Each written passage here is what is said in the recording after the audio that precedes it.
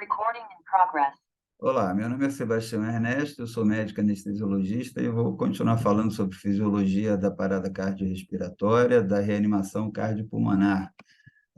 a forma como pode ser utilizado o conhecimento relacionado à fisiologia desse momento tão importante, tão grave, de tamanha mortalidade, para trazer benefícios com inovações à ciência da reanimação cardiorrespiratória. Foi percebido que, durante o gasping, assim como durante momentos de soluço, ocorre, por fechamento parcial ou não da glote e aumento da expansão do volume torácico pela contração da musculatura inspiratória. O aumento do volume torácico leva à diminuição da pressão intrapleural, fazendo com que haja, após essa diminuição da pressão intrapulmonar, um aumento do fluxo sanguíneo cerebral. Isso acontece porque, com essa queda da pressão intratorácica, ocorre um aumento do retorno venoso, com o aumento do fluxo sanguíneo e da pressão em átrio direito, que vai gerar, consequentemente, um maior volume diastólico final, tanto para ventrículo direito, como posteriormente para o ventrículo esquerdo, gerando um aumento da pressão aórtica e, ao mesmo tempo em que, naquele momento, ocorre uma diminuição da pressão intracraniana, já que ocorre uma diminuição da pressão intratorácica. São momentos e acontecimentos favoráveis, já que, com a diminuição da pressão intratorácica, tendo o aumento do retorno venoso, aumento da pressão aórtica e diminuição da pressão de átrio direito, graças a essa diminuição da pressão intratorácica, ocorre uma facilitação tanto do fluxo sanguíneo coronariano, como também do fluxo sanguíneo cerebral, já que ocorre, nesse momento também, uma diminuição da pressão intracraniana. Diminuindo, então, a pressão intratorácica, facilita-se o retorno venoso para o coração direito, inclusive o retorno venoso do polo cefálico, fazendo com que haja essa diminuição da pressão intracraniana, ao mesmo tempo em que há aumento da pressão aórtica, ou seja, a pressão arterial média aumenta, menos a pressão intracraniana, que está reduzida, vai gerar uma pressão de perfusão cerebral aumentada. Esse fenômeno bastante favorável ao fluxo sanguíneo cerebral foi utilizado como base de estudo e preparo para uma nova forma de se utilizar a técnica de ventilação e compressão torácica, iniciando-se com a instalação, a utilização de um aparelho de limite de impedância. Como que funciona isso? Quando, na parada cardiorrespiratória, iniciamos a compressão torácica, essa compressão torácica aumenta a pressão intratorácica, fazendo com que haja uma compressão tanto do pulmão quanto do coração, já que diminui o diâmetro antero-posterior. O externo se aproxima da coluna vertebral, fazendo com que haja compressão do ventrículo esquerdo, ejetando um volume sistólico naquele momento. Porém, ao mesmo tempo que isso acontece também o aumento da pressão de átrio direito, e isso gera um aumento da pressão venosa, diminuindo, então, o efeito dessa ejeção de volume sistólico aumentado, já que a pressão venosa aumentada reduz a diferença entre pressão arterial e pressão venosa, dificultando um melhor efeito daquele fluxo sanguíneo. No momento da contração, da compressão torácica, a ciência da reanimação já estabeleceu de maneira bastante precisa os limites que devem ser respeitados para melhor performance, como foi demonstrado, como foi discutido no primeiro vídeo sobre fisiologia da reanimação cardiopulmonar. Então, nesse momento da compressão,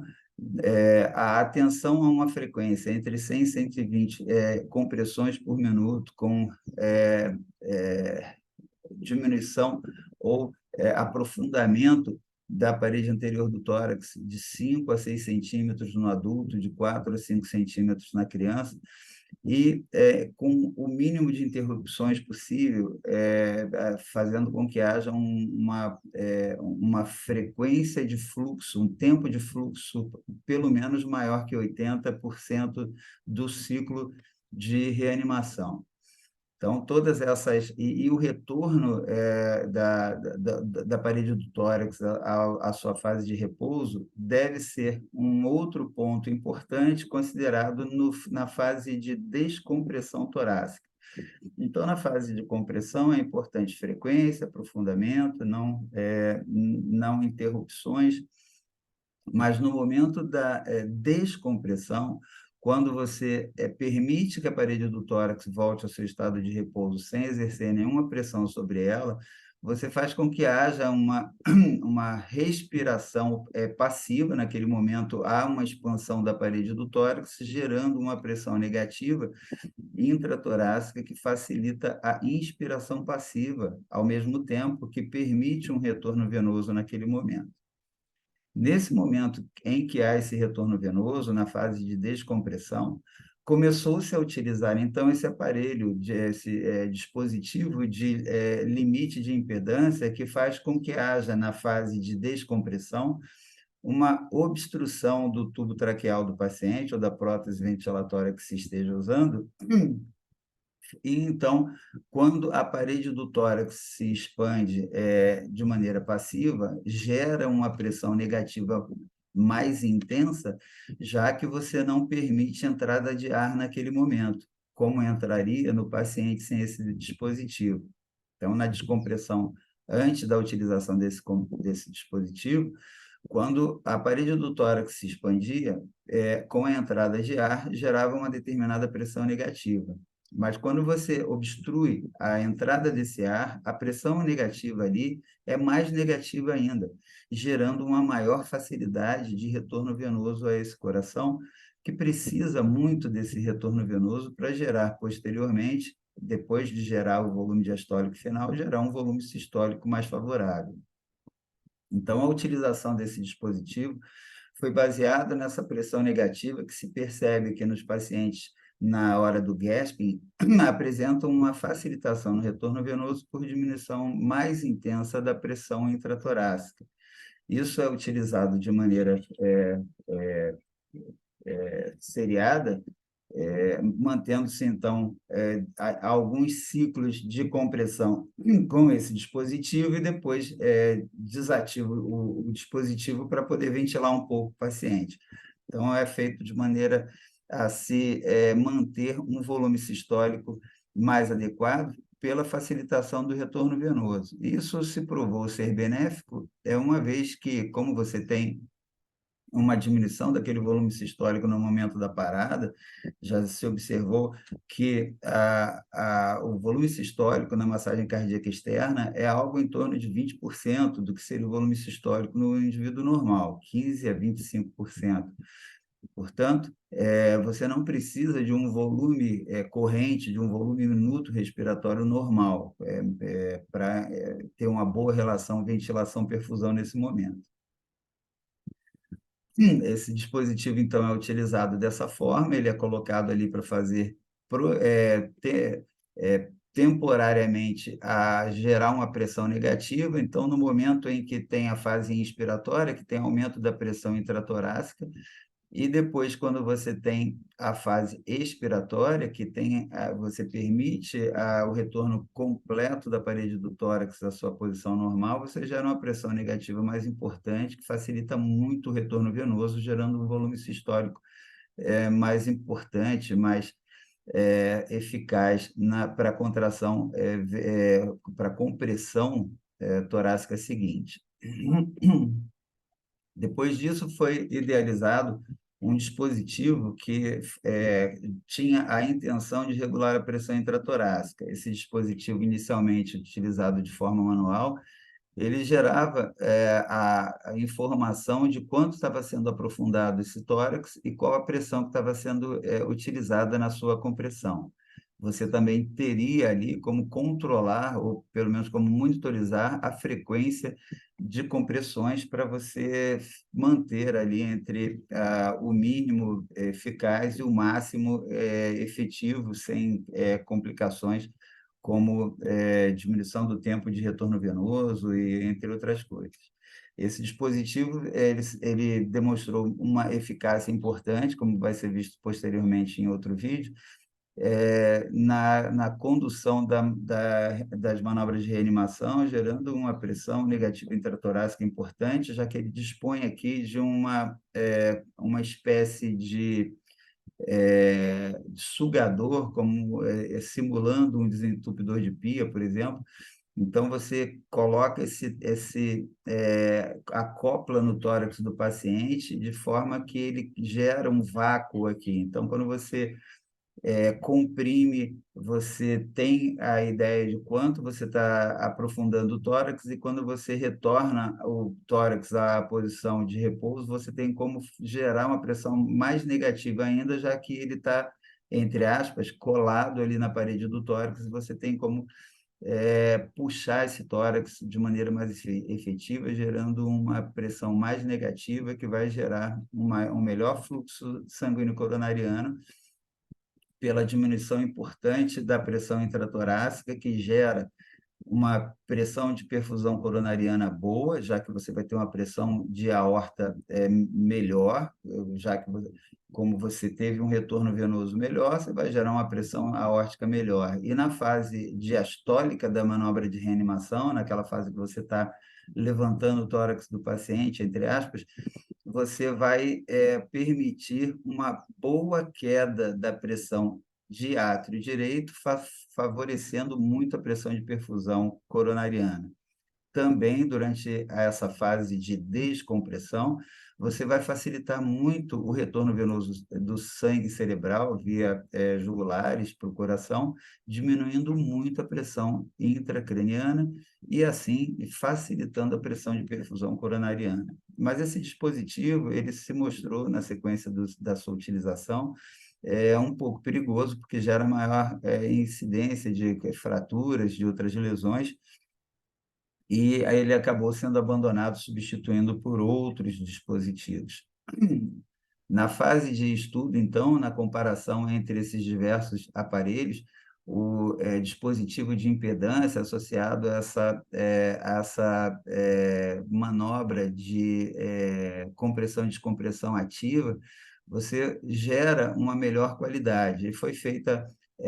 mostrou-se que na fase de compressão existe vantagem, mas a vantagem maior é na fase de descompressão, onde você gera uma pressão negativa,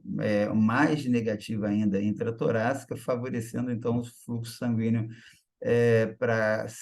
a coronária e fluxo sanguíneo cerebral pelo aumento da pressão de perfusão cerebral. A utilização isolada de cada um desses elementos, tanto o dispositivo de limite de impedância quanto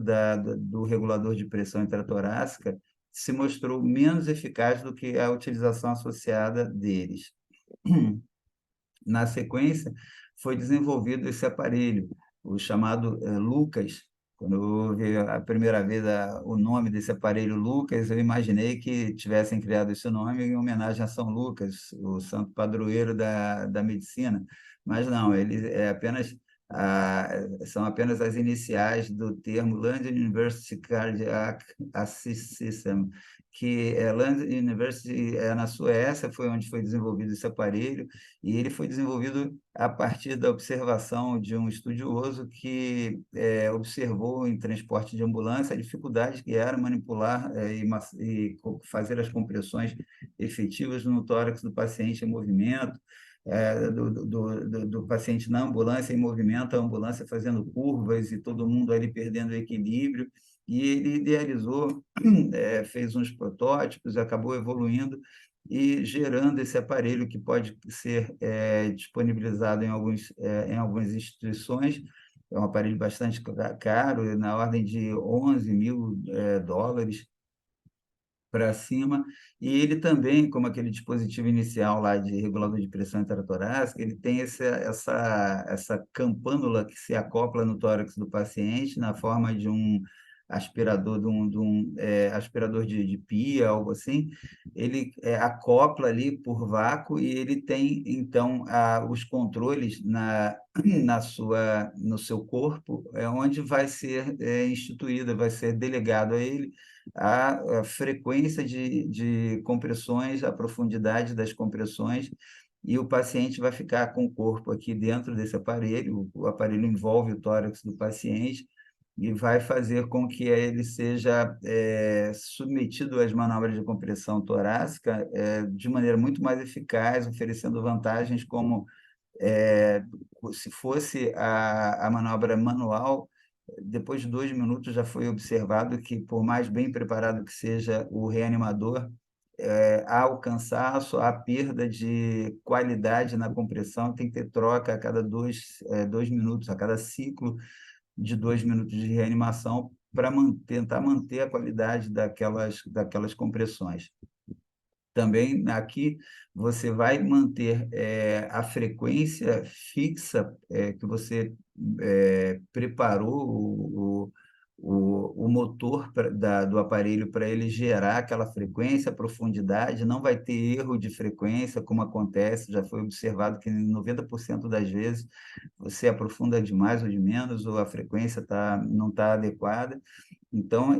além de ele não cansar, ele mantém a frequência e profundidade, ele não gera interrupções na manobra de reanimação, ele permite que você consiga fazer outras atividades, você fica com a mão livre para tocar outras necessidades nesse tratamento do paciente em parada cardiorrespiratória, e, inclusive, ele pode ser submetido a desfibrilação, a estudo eletrofisiológico, cateterismo cardíaco, entre outras coisas, durante a reanimação. Perdão, eletrofisiológico não, né? O cateterismo durante a reanimação de forma ininterrupta, o que seria praticamente impossível fazer com a massagem cardíaca manual. Então, aqui o paciente sendo reanimado e colocado na ambulância, e durante todo esse procedimento ele está sendo submetido às compressões de maneira eficaz pelo aparelho, e tem aqui no motor os comandos para você preparar para gerar compressões de qualidade com as variáveis submetidas ao seu comando. E essas diversas formas de submissão do paciente a variáveis, a novos empreendimentos tecnológicos ou não, que vão gerar mais alternativas na reanimação, elas são avaliadas segundo as critérios de score de efetividade. Um deles é a escala de ranking modificada, que vai observar se o paciente ficou depois, se ele foi reanimado. A primeira, talvez, na maioria dos estudos, ainda são incipientes em relação principalmente ao Lucas, a reanimação com Lucas, a maioria dos estudos ainda com animais, mas nos estudos de observação em humanos, há a possibilidade de fazer a avaliação, primeiro, se em relação à comparação de um procedimento ou outro, em relação à sobrevida dos pacientes, e depois ao grau de limitação neurológica que o paciente pode ter submetido, pode ter ficado após a reanimação. Então, um desses scores é o score modificado de ranking, que vai dizer se o paciente tem alguma restrição, se ele se ficou limitado em relação à atividade física, se ele é dependente, se ele anda, e assim sucessivamente. E aqui a comparação dos diversos parâmetros, né, de sobrevida e de alta hospitalar, e do score de ranking modificado em pacientes submetidos à ressuscitação com a qualidade de reanimação com a frequência ideal, com a profundidade ideal, comparando com outras modalidades de reanimação. E aqui é uma forma de se estratificar o paciente de acordo com a sua inabilidade neurológica se acontecer. Então, de acordo com aquele score da tabela anterior, você vai avaliar, ou de acordo com o que apresentar nessa dicotomia aqui, se ele tem alguma restrição ou não, qual tipo de restrição. Então, ele vai gerar um número que vai ser colocado naquela tabela para ver o grau de limitação neurológica que ele apresentou, isso aí para comparar o resultado de uma atividade dessa em trabalhos que vão ser utilizados na geração de evidência científica para confirmar a superioridade ou não de uma técnica sobre outra. Nesse diapositivo, esse gráfico aqui é uma representação esquemática de comparação entre a reanimação padrão com a reanimação com o sistema de compressão e descompressão automática, pode ser utilizado, por exemplo, o reanimador Lucas, e aí ele associa aqui com o dispositivo de limite de impedância e aqui com o dispositivo de controle regulador de pressão intratorácica. E ele mostra que na avaliação da manobra padrão de reanimação, a pressão intratorácica ela se mantém mais ou menos estável durante todo o procedimento. Isso porque quando você comprime e descomprime o tórax do paciente, você não gera tanta pressão negativa e a pressão não fica tão diferente assim. Isso gera, durante os momentos de compressão, aumento da pressão aórtica, mas também gera aumento de pressão no átrio direito, o que contrapõe a vantagem de ter aumentado a pressão na aorta, porque a pressão de perfusão coronariana vai ser a diferença, nesse momento, entre a pressão de raiz da aorta e a pressão do átrio direito. Se você aumenta as duas pressões, a vantagem na pressão de perfusão coronariana não vai ser tão efetiva. Tá? Então, isso durante as manobras de compressão. Se você utiliza o dispositivo de limite de impedância, você vai fazer com que, naqueles momentos em que o dispositivo está ativado, gere uma maior pressão negativa entre as fases de compressão, ou seja, nas fases de descompressão. Ele comprimiu, gerou uma pressão aórtica aumentada, que gera uma pressão, perdão, intratorácica aumentada, que gera um aumento da pressão aórtica, mas também um aumento da pressão de átrio direito. Mas no momento da descompressão, como você ativou aquele dispositivo de limite de impedância, o tórax se expande e não entra ar, então gera uma pressão mais negativa. Essa pressão mais negativa intratorácica, comparada com a reanimação estándar, é muito importante no aumento de uma geração, na geração de uma pressão de aorta maior do que a que tinha anteriormente, gera também um aumento de fluxo sanguíneo e de pressão em átrio direito, mas essa pressão do átrio direito ela fica negativa, ela fica mais negativa nos períodos de descompressão do que na reanimação padrão. Então, essa pressão mais negativa durante a fase de descompressão vai favorecer ao aumento da pressão de perfusão coronariana e o fluxo sanguíneo coronariano quando comparado com a reanimação padrão. E se você utiliza o regulador de pressão intratorácica, aí você vai gerar um aumento da pressão torácica durante a reanimação, que não é tão intenso como nos modelos anteriores, mas que vai gerar uma pressão aórtica muito maior devido ao maior volume diastólico final gerado por uma pressão intratorácica muito mais negativa. Ou seja, a cada descompressão há uma diminuição muito mais importante da pressão negativa intratorácica, que vai gerar um volume sistólico muito maior, gerando uma pressão aórtica muito maior. essa pressão durante a compressão, também vai ocorrer, como sempre, um aumento da pressão de átrio direito, porém, a pressão negativa muito mais intensa vai favorecer muito mais a pressão de perfusão coronariana e pressão de perfusão cerebral, devido a uma maior facilitação nessa forma, nesse modo de se utilizar,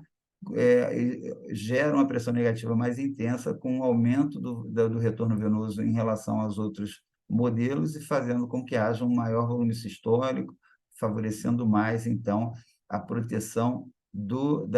da circulação coronariana e cerebral, que são os principais objetivos da reanimação. Se você não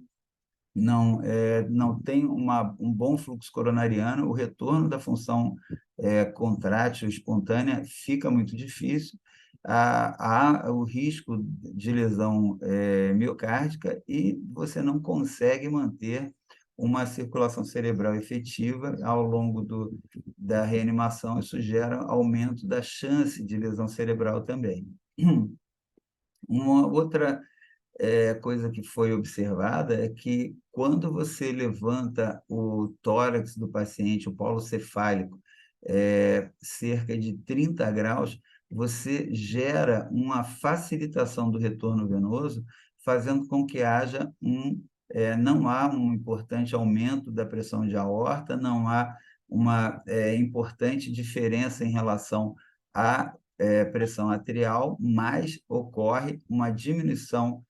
pequena, mas ocorre da pressão arterial, que vai favorecer a circulação coronariana, e a pressão intracraniana também fica muito facilitada, já que você facilita o retorno venoso pelas jugulares, diminui a pressão intracraniana, fazendo com que, na fórmula, pressão arterial média menos pressão intracraniana, você gera uma melhor pressão de perfusão cerebral. Então,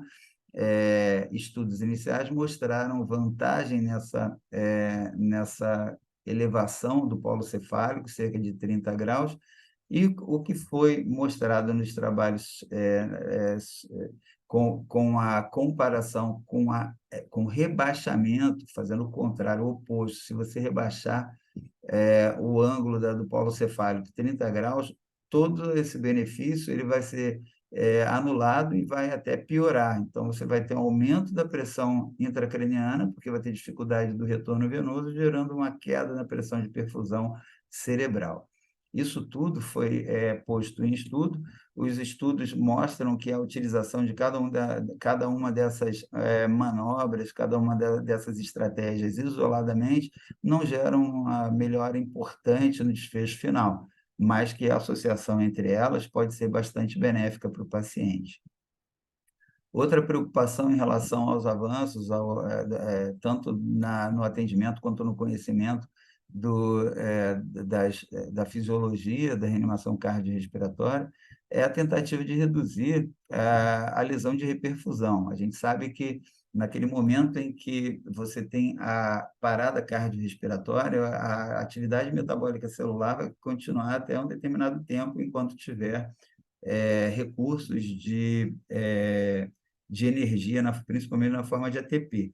Mas que, se não houver retorno da circulação, o esgotamento dessas fontes de energia vai acabar gerando destruição de parede celular, perda de sistemas enzimáticos, aumento da entrada da produção de citocinas inflamatórias e de neurotransmissores excitatórios, como o glutamato. Isso tudo gera facilitação da entrada de cálcio na célula, que vai ativar, em última instância, a apoptose celular. Então, a apoptose é o estágio final. A gente sabe que a apoptose é a morte celular programada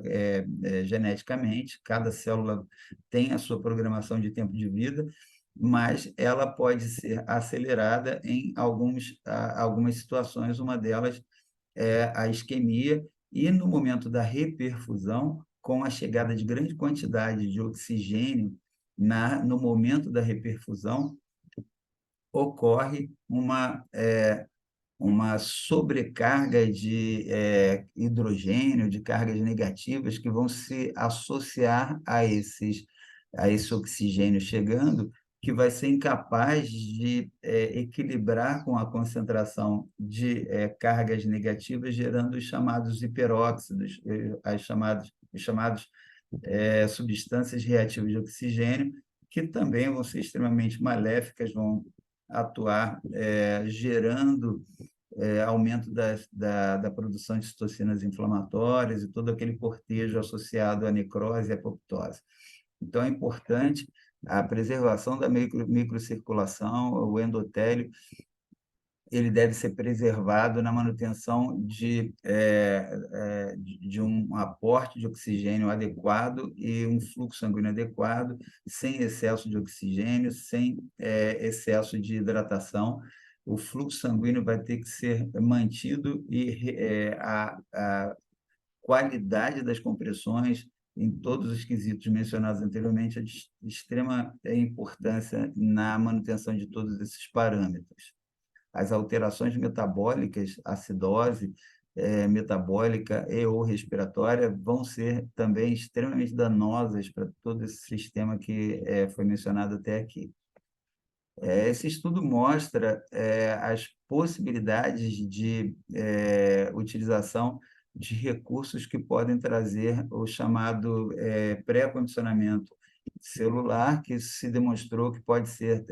através de pré-condicionamento isquêmico ou através de pré-condicionamento farmacológico. E aqui eles tentaram demonstrar com a utilização de sevoflurano e com a utilização de paradas de compressão periódicas em algumas situações, você pode gerar paradas de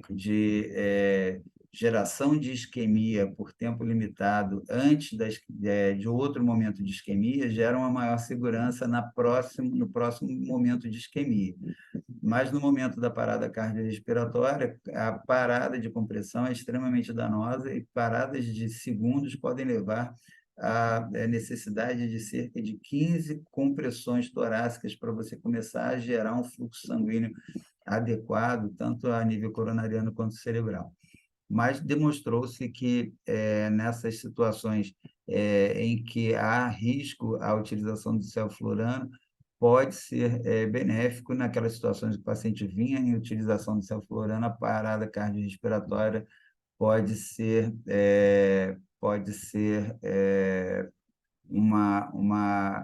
um evento de um pouco menos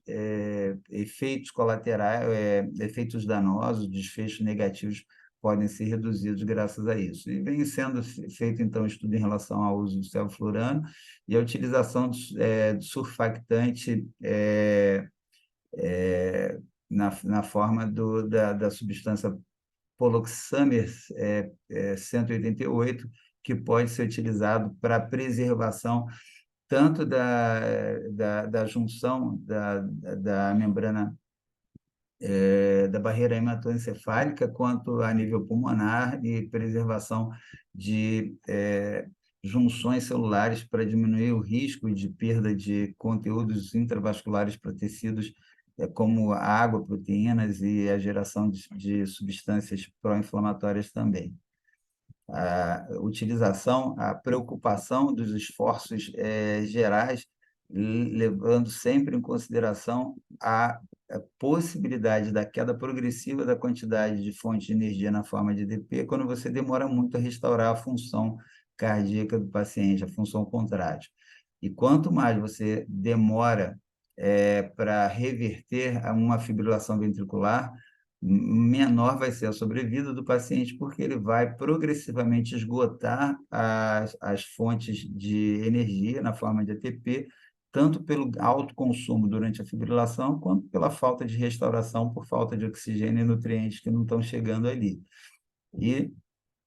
isso vai levar fatalmente à queda da sobrevida. Quanto mais tempo você leva para desfibrilar, maior é a queda de sobrevida do paciente e o risco de mortalidade vai aumentar progressivamente. Então, já se sabe que numa fase inicial de parada cardiorrespiratória, parada cardíaca súbita, de causa cardíaca, normalmente ocorre uma fibrilação que vai ser é uma fibrilação chamada grossa, né? São ondas bastante irregulares e de alta amplitude que vão, à medida que vai se esgotando o conteúdo de ATP, elas vão se tornando gradativamente mais finas até que elas ficam isoelétricas. É possível, em algumas situações, que você demorou a iniciar a manobra de reanimação, a, é, a restauração desse ritmo com complexos mais grossos, e aí ocorre uma facilidade na desfibrilação do paciente, o que é bastante difícil de acontecer se o paciente já esgotou a sua quantidade de ATP e as ondas do complexo de fibrilação ventricular elas se tornaram mais finas, menos excitáveis, fazendo com que haja, então, maior dificuldade. Então, o ideal é sempre iniciar as manobras o mais rápido possível, não interrompê-las, só interromper na hora de fazer realmente a desfibrilação, e quanto mais precoce a desfibrilação, mais fácil de ela gerar o seu resultado esperado e menor a chance e menor a taxa de mortalidade em geral vai acontecer. Em relação aos esforços gerais, então, as diversas tentativas devem ser utilizadas de maneira associada. Se o paciente sofreu a parada cardiorrespiratória e foi iniciada a ressuscitação, ela deve ser iniciada o mais rapidamente possível, com otimização das manobras de reanimação, compressões de 100 a 120 por minuto, 5 a 6 centímetros de aprofundamento no adulto, retorno do tórax, da parede do tórax ao seu estado de repouso de maneira total, e a desfibrilação o mais precoce possível, minimizar as interrupções e tentar restaurar a barreira hematoencefálica um ponto que vai ser evoluído ainda com a utilização de surfactante sintético para a restauração tanto da barreira hematoencefálica, mas também da parte pulmonar. Todas essas condutas devem ser tomadas em associação, se possível, utilizar esses recursos que vêm sendo descobertos de maneira associada, o dispositivo de limite de impedância, a compressão de compressão ativa e assim sucessivamente. E no paciente que restaura o seu ritmo cardíaco espontâneo, os cuidados devem ser iniciados o mais precocemente possível. Alguns deles vêm sendo utilizados há décadas e vêm sendo questionados progressivamente. Por exemplo, o controle de temperatura hoje já vem sendo questionado, como vai ser visto em outro vídeo, mas já se observou que, em algumas situações, ele pode ser utilizado de maneira regular, paciente que eventualmente apresente atividade elétrica cerebral excessiva, paciente que vem em estado de convulsão, aumento de consumo metabólico cerebral importante por algum motivo, mas que, em geral, nos pacientes de parada cardiorrespiratória extra ou intra-hospitalar, o controle direcionado da temperatura vem sendo bastante questionado e pode ser que nos próximos guidelines venha a ser mantido apenas a necessidade de se evitar hipertermia. Então, manter o paciente com temperatura normal provavelmente vai ser uma nova orientação nos próximos guidelines, o que a gente vai discutir no vídeo sobre controle direcionado da temperatura. Na população pediátrica, a hipóxia, na maioria das vezes, a causa da parada cardiorrespiratória e, muitas vezes, ao contrário do adulto, a importância da ventilação, da desobstrução de vias aéreas e Então, o controle tanto de via aérea quanto da respiração do paciente deve ser tão importante quanto a manobra de compressão, já que, na maioria das vezes, principalmente em situações extra-hospitalares, a parada cardíaca da criança é causa respiratória. E, em geral, essa causa leva a um ritmo de parada que geralmente é por assistolia, pode ser por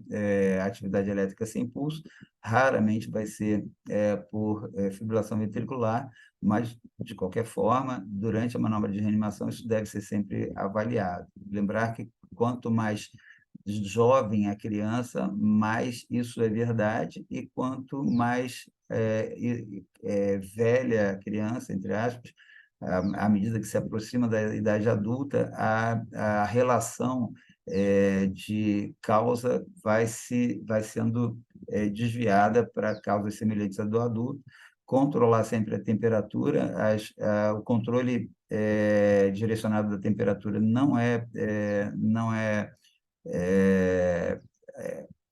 ainda uma questão bem definida na criança, e naquelas crianças que não respondem ao retorno da função cardiorrespiratória, muitas vezes a necessidade, principalmente de crianças de parada cardíaca intra-hospitalares, que às vezes são não por causa respiratória, mas por causa de patologias como doenças infecciosas importantes ou cardiopatias congênitas, levando a parada cardíaca, às vezes também por causa respiratória mesmo em população pediátrica. E aquelas que não respondem podem ter a necessidade, em algumas situações, da utilização da membrana extracorpórea para trocas. Então, o padrão de atendimento para se abrigar o tempo de início deve ser respeitado, as cadeias de sobrevida devem ser respeitadas, e a atualização por nós, buscando sempre a, a renovação dos cursos da CLS, do suporte avançado à vida em anestesia e outros, é de fundamental importância para quem lida com essa população que pode evoluir com alguma complicação mais graves, chegando a apresentar uma parada cardiorrespiratória, tanto com o objetivo de tratar, mas também com o objetivo de evitar, muitas vezes, que chegue a esse ponto de complicação. Essas foram algumas das fontes que utilizamos nessa abordagem, e vamos continuar alguns vídeos falando sobre o Lucas, falando sobre o controle direcionado de temperatura e outros. Espero que tenham gostado do conteúdo. Se gostaram, deem um like, compartilhem, e muito obrigado pela companhia.